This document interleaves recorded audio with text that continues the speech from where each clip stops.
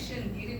They violated me. Like, how are you letting them have it? So he was like, well, you chose to hold on to it. They don't even really remember what happened, and you still holding on to it. And I was like, oh, okay. So I had to sit back and go through that and forgive myself for even thinking about them like that, and realizing that I already had all those things, that I had a family, I had my husband, I had my house and car. Like, I got that stuff, but my mind still wasn't completely where it needed to be.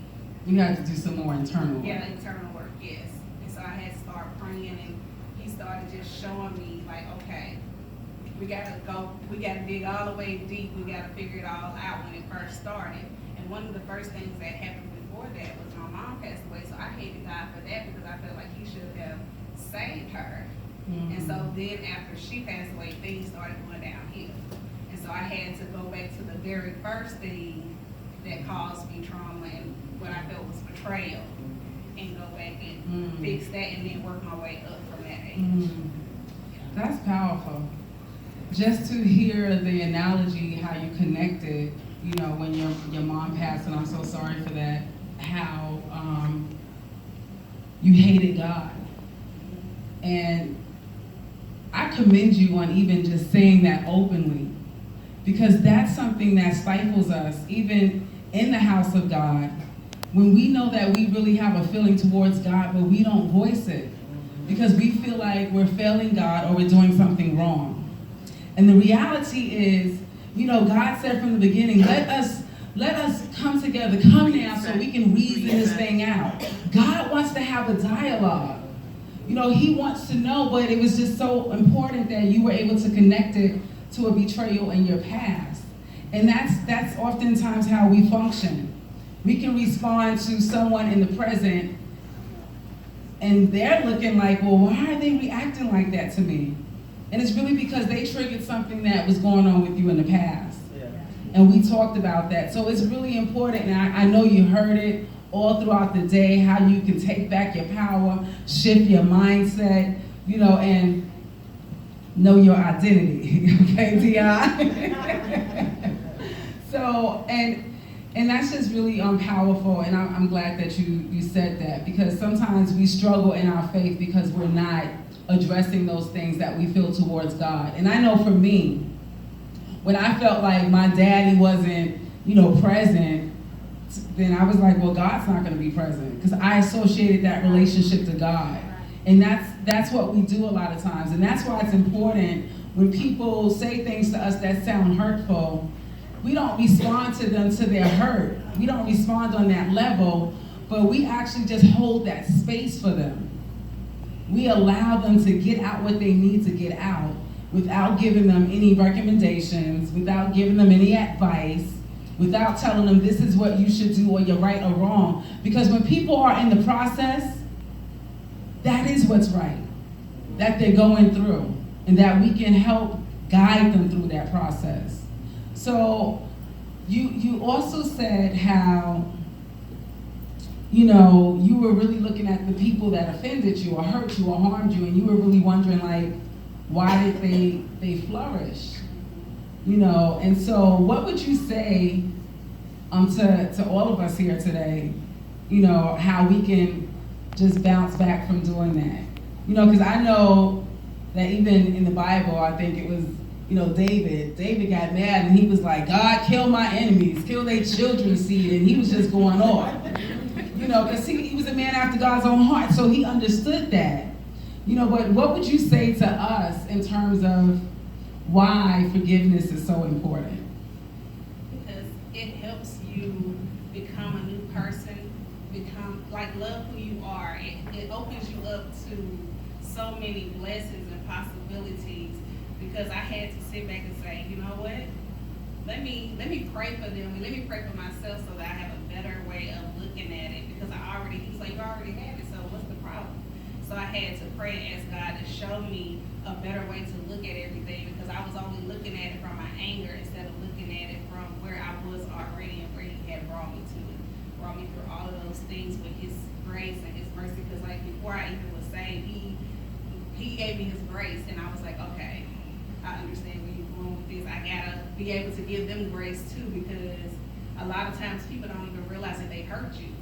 And so you're going through all these different emotions and these different steps, but do they even know? Or have you even sat down and talked to them? So just I had to change the way I was thinking, change the way I was looking at the world. And once I did that, I was like, oh, I got this thing now. I'm not even worried about it. And I was even able to walk into a room and speak and not be angry anymore because I wanted to fight. I wanted to do everything that I could possibly do to that person. But then I was like, it's not even worth it. You know, they probably going through something in their mind. I just can't see it. Mm-hmm. So I'm just looking at the outside. I don't know what's really going on in the inside. So that's pretty much how I had to do it. And he just helped me. God, like just praying and asking God to change my mind, change the way I think, change the way that I react to it. So it sounds like forgiveness really was something that was just instrumental for you and you getting free. Yeah, exactly. Because I had built up that wall, like a prison wall, and I had the keys to unlock it. But I was too busy just trying to stay out there. You know, most people when they're in jail, they can't get out until they actually let them out with the key. They let them out, you know, they parole them or they just get out free. But I had the key the whole time, but I was sitting there holding on to it, like, if I just hold on to it for a little bit longer, maybe they'll suffer. But I was like, that's not how it's gonna work. You just gotta forgive and you got to slowly, like, just take it out. It's gonna be back there, you're gonna remember, but don't let your life be dictated by the trauma or betrayal. So basically not living your life through the rearview mirror. Exactly. Right, always just functioning from what happened to you in your past. And so I love your everything that you said about forgiveness. And I know we were talking before, and one of the things you said was forgiveness is for me. Mm-hmm. It's not about the other person. Well, and that's where we have the little difference. Because I believe, and it's important that we come together because this is also how we learn to hold space. Because we're not gonna all agree on something. We're going to have a difference of opinion. And she believes that forgiveness is for her and not the other person. And I believe that forgiveness is for me and the other person. I believe that when I forgive the other person, then I take the shackles off of me from what they did to me. And not only do I do that, I now release them so they can sit with the responsibility of what they did and they have to do their own work. So I believe that forgiveness, when we look at the redemptive process of God, forgiveness is for all. Jesus was on the cross dying for something he didn't do, but yet he said, Father, forgive them, for they know not what they do. And even the person who knew what they did, who was beside him on the cross and confessed, he said, this day you will be with me in paradise. So forgiveness has a power and a function and a purpose that's not only for, this is my belief, right? Because we're talking from the I in this conference. This is my belief, you know, but it was really interesting just being able to dialogue with her, and that's one of the reasons why I really wanted to bring, she didn't share too much about what we really talked about, and that's okay, because we have to also be ready for people not to disclose. Right. But I do know that she is a survivor.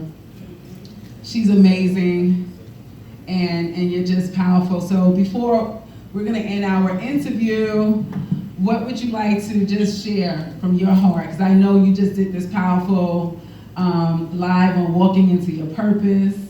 And so what would you like to share with us outside of forgiveness before we end? That because I shared, like I said, with the live, and it said, walk in your purpose because God wouldn't have given it to you had he not known that you would be able to handle it and go forth with it. And it was a quote he gave me last year that said, our character doesn't determine our purpose. Although our character may be flawed, God has given us, or had already given us our purpose before He had already given us our purpose knowing who we would become.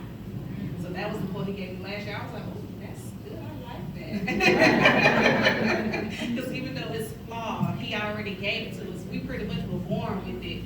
We just have to tap into it and just pray and say, well, God, show me what it is. And usually it's the thing that you love the most, your passion, whatever it is that you just would do without even getting paid money for it.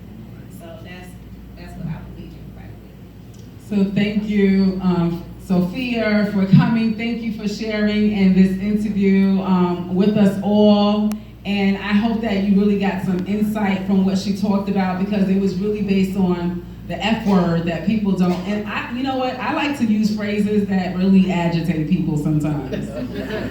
Because I want you to sit with that. Like, here, hold that, right? Because then you can understand a little bit more about yourself. Oh, she said the F word. Oh, I just get uptight. I'm talking about forgiveness. That's what I'm talking about. So let us give Sophia a hand.